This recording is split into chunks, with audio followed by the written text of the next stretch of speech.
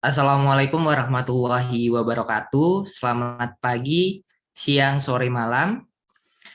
Berikut adalah judul yang kami ambil, yakni Sistem Penghantaran Obat Intravagina atau Sistem Pengiriman Obat Baru dengan dosen pengampu Ibu Dr. Sumaya SSI MSI APT. Kami dari kelompok 3B yang beranggotakan ada Ewi Kristi Borutarigan, Rinanda Putri, Febrina Ida, Hengki Mikael Siagian, Iva Yolanda Margarita Gultom, Laini Rafikoh, Muhammad Rawanda Fardiansyah, Sabrina Sabatini Siboro, Siti Wulandari Suci, Ananda Hasibuan, Silvi Puspariani, Tommy Bayaki Hijrian, Azari Nasution, Priscilla Capah, Marisa Siti Amini Matondang, dan Ahmad Rainan. Harap. Baik, langsung saja kepada pemateri untuk masing-masing materinya. Dipersilakan untuk menyampaikan.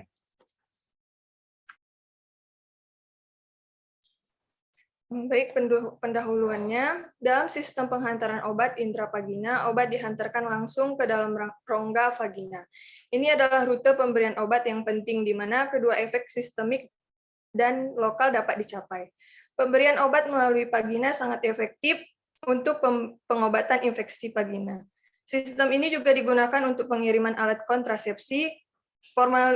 Formulasi vagina pertama dikembangkan untuk pengobatan peradangan lokal, infeksi, bakteri, dan jamur.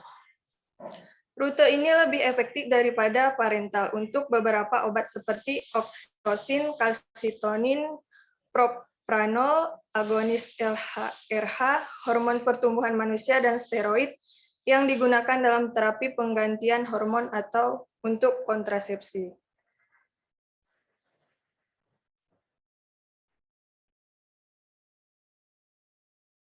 Selanjutnya akan dilanjutkan oleh teman saya. Selanjutnya ada sistem pengiriman obat terkontrol vagina pertama dirancang pada tahun 1970, yang merupakan cincin vagina yang digunakan untuk pengiriman medroksi progesteron asetat untuk kontrasepsi. Usia, perubahan hormon siklik, dan aktivitas seksual dapat mempengaruhi komposisi, volume, pH, dan viskositas cairan dari vagina. Oleh karena itu, kerja sistem penghantaran obat untuk bentuk sediaan dapat terpengaruh atau dapat diubah. Adanya infeksi atau kehamilan juga dapat mengganggu aktivitas obat yang diinginkan. Selanjutnya ada keuntungan dan kekurangan dari sistem penghantaran obat melalui vagina. Adapun beberapa keuntungan dari sistem penghantaran obat, yang pertama, rilis berkepanjangan, lalu efek samping sistemik yang rendah, peningkatan bioavailabilitas, efektif untuk obat yang tidak aktif secara oral, lalu vaskularisasinya yang tinggi, aktivitas enzimatik yang rendah, menghindari metabolisme lintasan pertama, pengobatan sendiri dimungkinkan, lalu dibandingkan dengan dosis oral, dosis yang digunakan lebih sedikit, lalu interaksi dengan pencernaan dihindari dan degradasi obat minimalkan, lalu permulaan tindakan yang cepat. Selanjutnya ada kekurangan dari sistem penghantaran obat melalui vagina, yaitu diantaranya ada spesifitas jenis kelamin, adanya ketidakpatuhan pasien, lalu iritasi obat, lalu hanya sedikit obat yang dapat diberikan melalui sistem penghantaran obat melalui vagina, lalu perubahan absorpsi obat yang berhubungan dengan siklus menstruasi, menopause, dan kehamilan, lalu ada hubungan seksual, personal hygiene, dan sensitivitas obat pada pH vagina.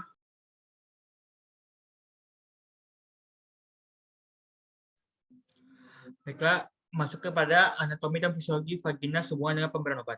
Secara anatomi, vagina adalah organ kewanitaan saluran reproduksi. Ini adalah tabung otot yang dapat diregangkan yang memanjang fossa superior dari lubang vagina eksternal ke serviks. Lapisan epitel bagian dalam vagina mengandung banyak rugae dan mikrorictus yang memungkinkannya meluas dan meningkatkan luas permukaan, sehingga formulasi vagina dapat dengan mudah ditempatkan ke dalam rongga vagina. Secara fisiologi, vagina memiliki fitur yang luar biasa dalam hal reaksi sekresi vagina, pH, aktivitas enzim, dan mikroflora. Faktor-faktor ini mempengaruhi penyebaran dan resistensi formulasi serta penyebaran dan pelepasan obat di vagina. Sekresi vagina, sekresi dari peritoneal, tuba folikular, rahim, kelenjar batrolin, dan skena dikeluarkan dari vagina sebagai campuran. pH vagina. pH vagina sehat usia reproduksi bersifat asam pH 5 atau 4-5 yang dipertahankan oleh lactobacillus mengubah glikogen dari sel epitel menjadi asam laktat. pH vagina harus dikontrol untuk keberhasilan pengiriman obat per vagina. Perubahan siklus, perubahan kadar hormon terutama estrogen selama siklus menstruasi sekresi juga dapat mempengaruhi formulasi vagina.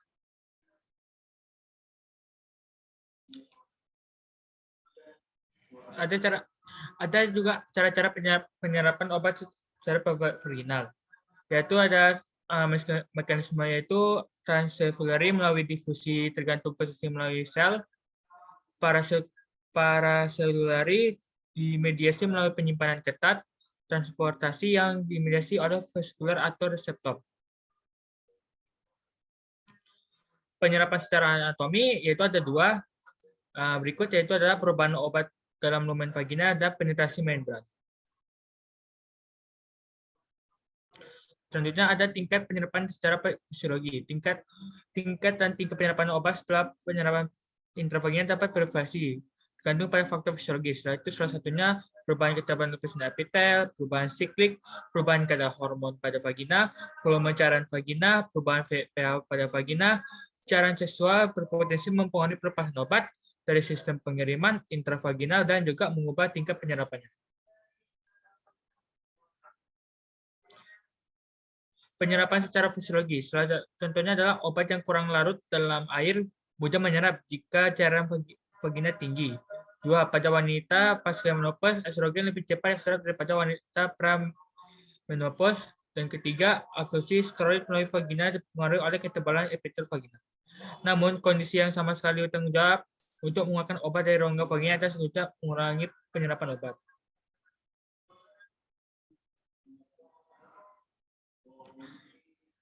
Pengurangan penyerapan secara fisikokimia. Untuk mengeluarkan obat dari rongga vagina dan selanjutnya mengurangi penyerapan obat.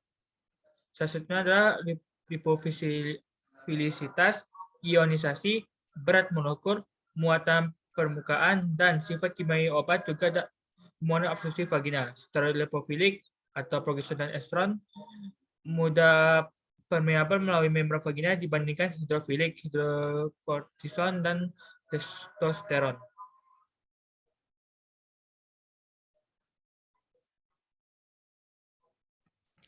Selanjutnya, kemajuan absorpsi vaginal. Obat-obatan yang memiliki absorpsi vaginal yang buruk dapat menyebabkan permeabilitas membran yang buruk karena ukuran molekul, kurangnya lipofilisitas, volume cairan, siklus estrus, dan pH dari vagina. Untuk mengatasi masalah ini, sebagian besar penelitian telah melaporkan penggunaan enhancer penetrasi untuk memfasilitasi pengangkutan molekul-molekul tersebut dan meningkatkan bioavailabilitas.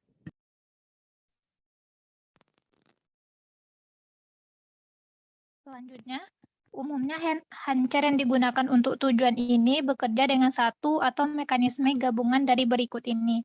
Yang pertama, dengan meningkatkan transportasi intraseluler atau penggunaan agen penetrasi, misalnya PEG. Kedua, dengan meningkatkan waktu kontak antara bentuk sediaan dan membran vagina dengan menggunakan polimer mukoadesif, misalnya karbopol 934, 940, dan 973, dan formulasi gel, serta dengan meningkatkan viskositas formulasi. Yang ketiga, jenis baru dari formulasi bioadesif sistem vagina terkontrol juga efektif untuk peningkatan absorpsi dalam aplikasi sistemik maupun topikal. Keempat, peningkatan gradien konsentrasi dalam melintasi mukosa vagina, yaitu dengan meningkatkan aliran darah vagina dan meningkatkan absorpsi obat. Selanjutnya, agen pengkelat digunakan dalam formulasi vagina sebagai penambah penetrasi untuk meningkatkan absorpsi obat. Absorpsi protein leuprolide ditingkatkan ketika penambah penetrasi seperti asam karboksilat dengan sifat pengkelatnya diberikan secara bersama. Terakhir, dengan penggunaan prodrug untuk meningkatkan permeabilitas obat melalui modifikasi hidrofilisitas atau lipofilisitas obat.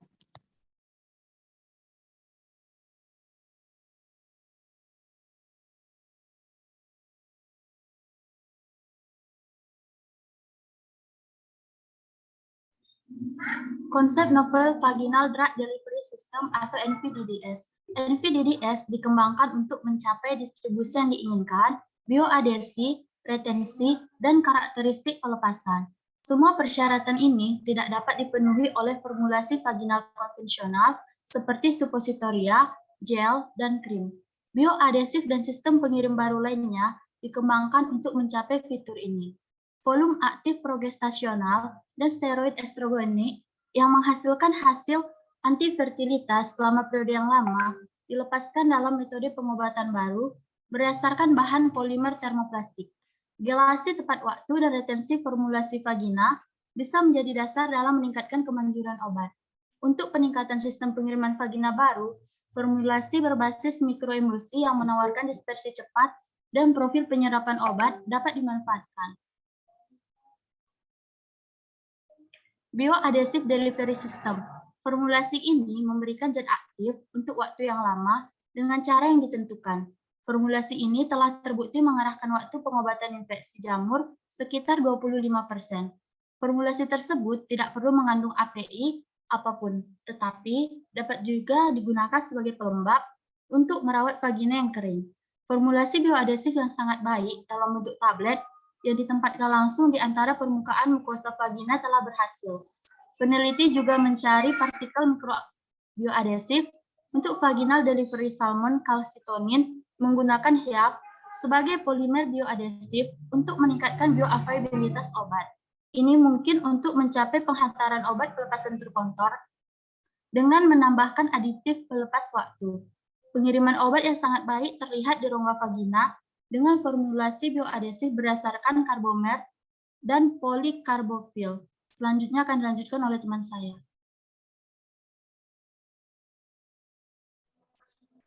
Other novel delivery system. Polimer perubahan fase seperti polymers menunjukkan transisi sol-gel sebagai respon terhadap suhu tubuh, pH dan ion spesifik, dan mereka memperpanjang waktu tinggal bentuk sediaan di vagina. Untuk pelepasan diperpanjang, bahan aktif seperti nonoksinol, progestin, estrogen, peptida, dan protein dalam rongga vagina dapat dicapai dengan menggunakan formulasi berdasarkan termoplastis graf copolymer. Sistem terapi intravaginal yang dibuat dari bahan polimer termoplastik tertentu yang dapat diterima secara vagina yang tidak dapat diserap dapat digunakan untuk pelepasan obat yang terkontrol. Salah satu contoh polimer termoplastik yang disukai adalah sisitren butadin block copolymer.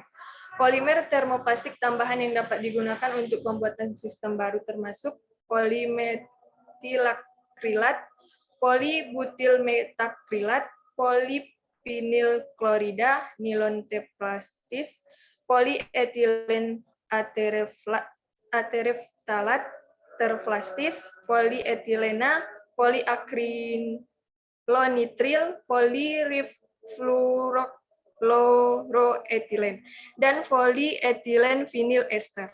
Selanjutnya akan dilanjutkan teman saya.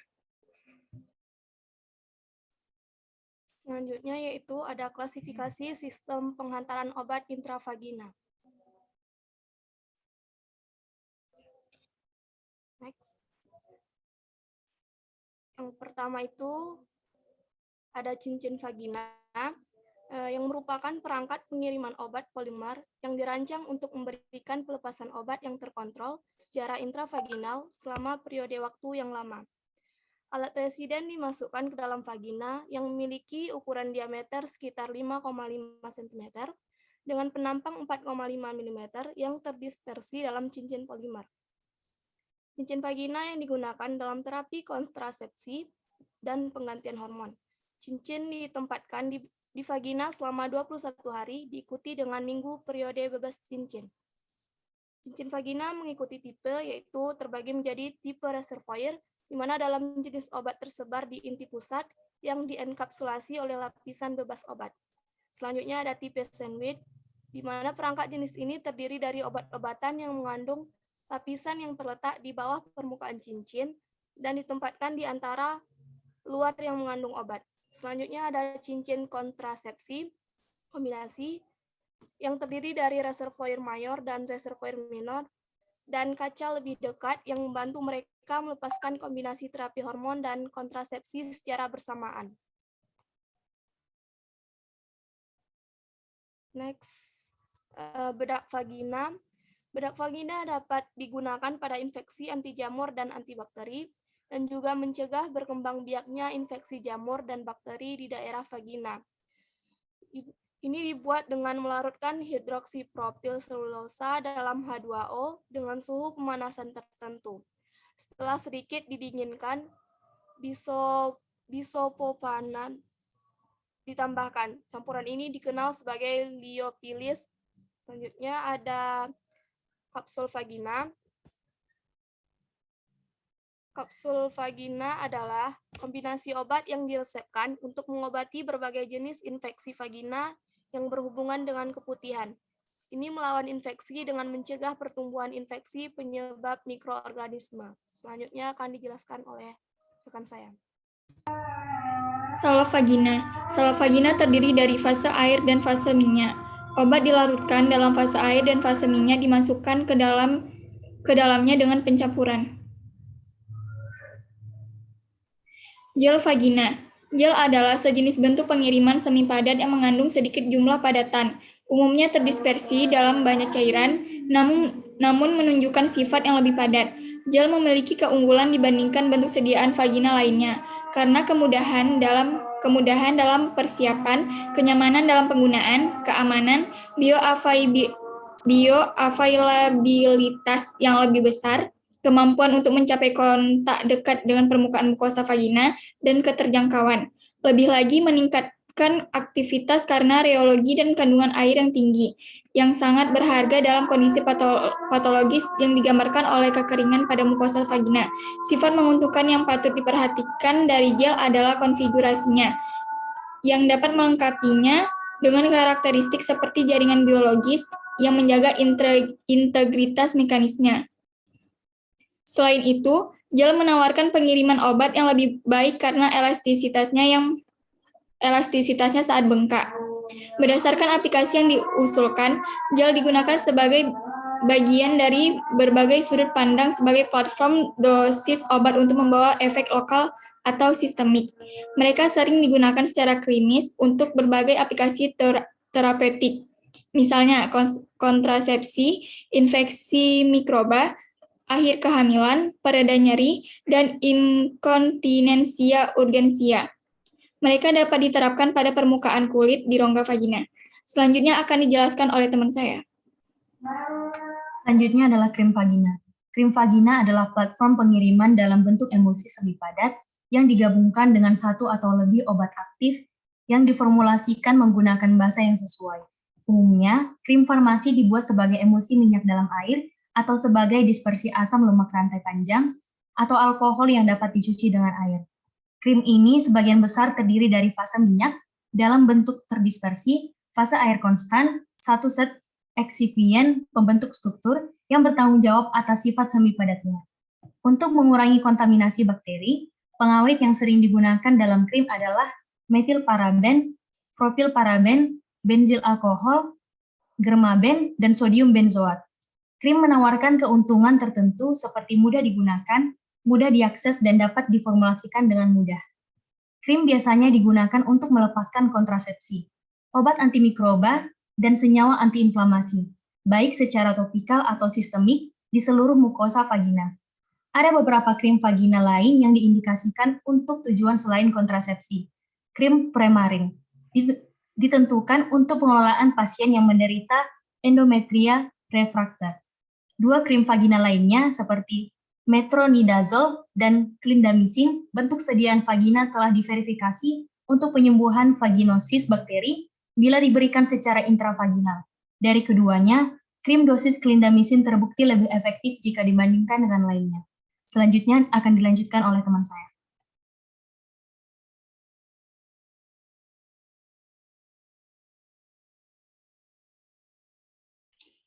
Selanjutnya ada suppositoria vagina. Suppositoria juga dikenal sebagai pessarias atau vagitarias. Suppositoria terdiri dari dua jenis, yaitu bentuk larut dalam air yang berbasis gelatin dan tidak larut dalam air yang berbasis lilin. Umumnya tersedia sebagai bentuk sediaan torpedo, namun untuk digunakan di vagina lebih dipilih dalam bentuk oval. Komposisi suppositoria vagina yang akan digunakan didasarkan pada sifat fisikokimia obat dan profil pelepasan obat yang diperlukan. Sistem ini dapat digunakan untuk pemberian obat kontrasepsi, pematangan serviks sebelum melahirkan, pengiriman untuk pemberian obat anti jamur lokal dalam kasus Candidias vaginae, dan untuk progesteron dalam kasus terapi penggantian hormon. Suppositoria dirancang sedemikian rupa sehingga larut dalam suhu tubuh. Suppositoria harus dilindungi dari kelembapan dan panas untuk mencegah dari kerusakannya. Keuntungan utama menggunakan suppositoria vagina termasuk penghindaran metabolisme lintas pertama, kemudahan formulasi, dan pemberian sendiri. Namun, suppositoria juga terkait dengan kerugian tertentu, seperti dapat menyebabkan ketidakrapian, memiliki sifat bioadesif rendah, dan kontradiksi dalam kehamilan.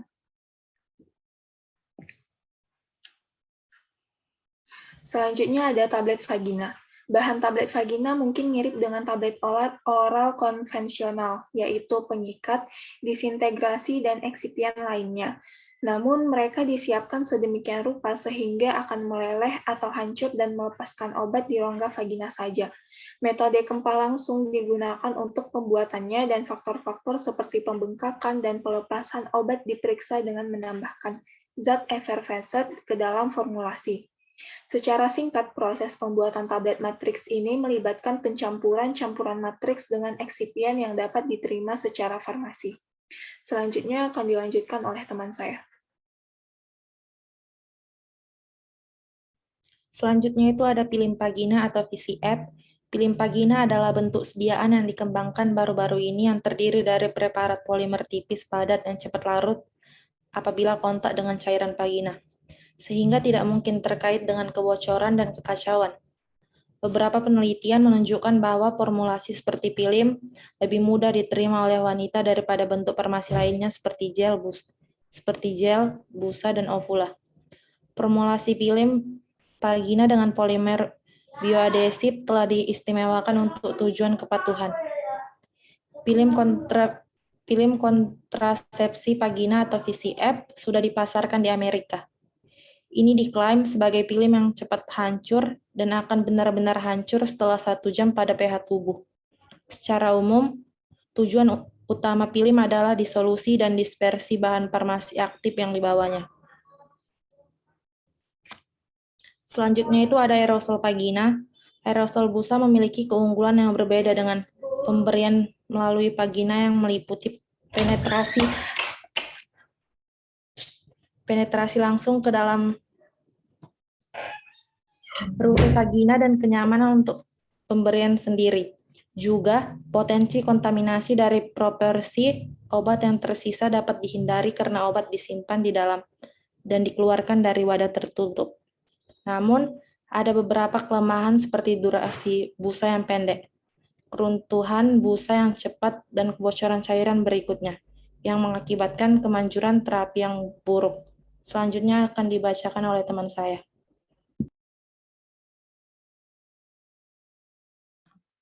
Selanjutnya, sifat ideal sistem penghantaran obat intravagina.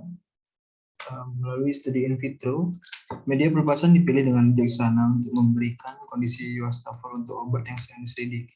Dan karena itu faktor-faktor seperti kelarutan obat, volume media yang digunakan, tingkat pelepasan obat dari perangkat, dan interval pengambilan sampel sangat penting dalam membimbing seleksi. Kemudian, semua cincin vagina yang dipasarkan dan banyak cincin yang saat ini sedang mengalami perkembangan mengandung dosis harian yang relatif kuat.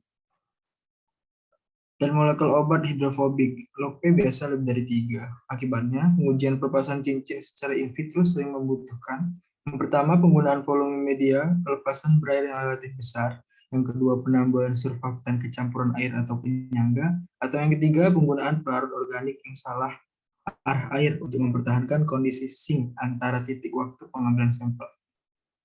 Selanjutnya, kondisi wastafel sebagai pemilihan dan pemeliharaan media pelepasan dengan kekuatan pemecahan yang cukup sehingga konsentrasi obat dalam media pelepasan setelah pelepasan obat dari cincin tidak melebihi 10% dari konsentrasi saturasi selama percobaan pelepasan. Baik, berikutnya ada studi in vivo. Studi in vivo dilakukan pada model hewan yang berbeda untuk menilai kemanjuran, distribusi, penyebaran, dan retensi formulasi dalam vagina. Scintigraphy gamma dan kolposkopi adalah teknik yang diinginkan untuk menilai distribusi, penyebaran, dan retensi formulasi vagina pada domba dan manusia. Namun, signifikansi temuan ini masih bisa diperdebatkan. Next.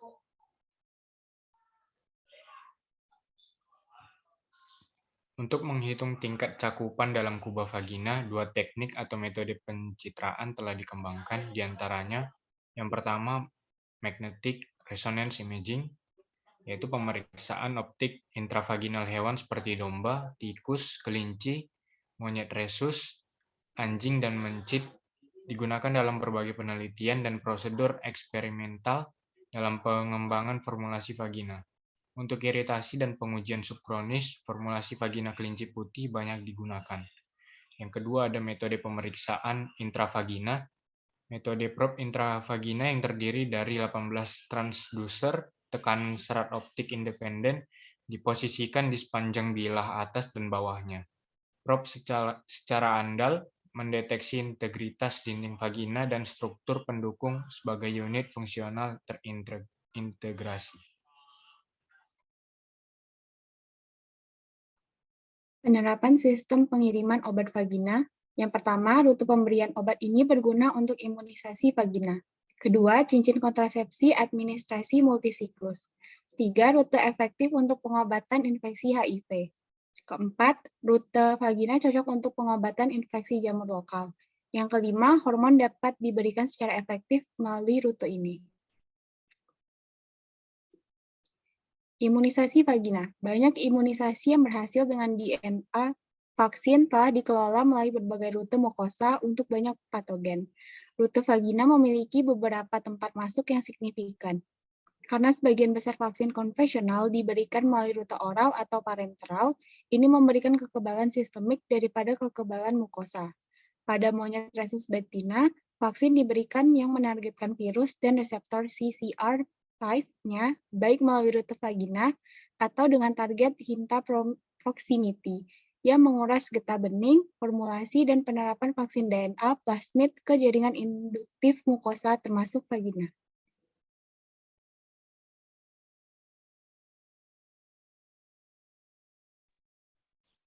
Baik, sekian presentasi yang dapat kami sampaikan.